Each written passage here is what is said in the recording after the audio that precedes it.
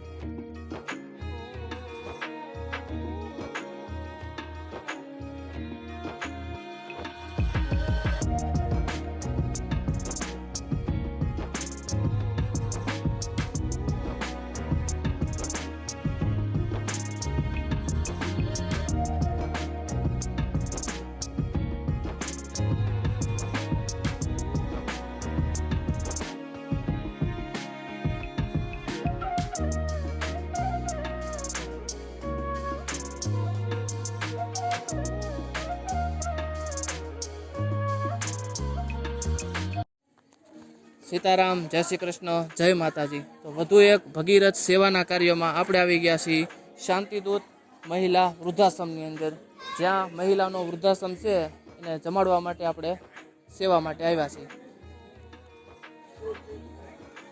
તો આજના વૃદ્ધાશ્રમની અંદર જે ભોજનના દાતાશ્રી છે ઘનશ્યામભાઈ વાઘેલા અને રાજુભાઈ કાસડ. તો હાલો આપણે ઘનશ્યામભાઈ પાસે જાણીએ કે આવો સેવાનો ભાવ એના મનમાં ક્યાંથી આવ્યો. ઘનશ્યામભાઈ, હા જમણો રહેશે, તમે કહો થોડુંક.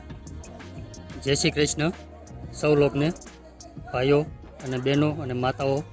બરાબર, આ અમારી દીકરી છે, આ બેન. એનો જન્મ વર્ષ દિવસનો છે. બરાબર, હમણાં 9 તારીખે એનો બર્થડે હતો. ત્યાંથી અમને એક મગજમાં એક નિર્ણય આવ્યો હતો કે આપણે એક અનાથ આશ્રમ કે બુઢા આશ્રમ કે છોકરાઓ કે વૃદ્ધાશ્રમમાં જમાડવાની આપણે એવી મનમાં એવી એક આશા લઈને બેઠા હતા કે આજ મારું કાર્ય પૂરું થઈ ગયું છે.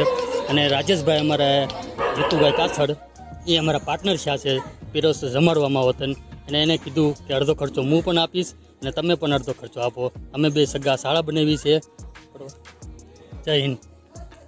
તો આ ઘનશ્યામભાઈ અને રાજુભાઈને જે સુંદર મજાનો જે સેવા ભાવ એમના મનમાં આવ્યો કે એમની છોકરીનો બર્થડે એમણે સેલિબ્રેટ કર્યો છે આ વૃદ્ધાશ્રમની અંદર. નકર હાલના સમયમાં મોટાભાગના લોકો ઘેરે કેક કાપી અને બર્થડે સેલિબ્રેટ કરતા હોય, પણ આ પ્રકારનું એક સેવાનું જે અલગ કામ છે આ ખૂબ જ સારું કહેવાય.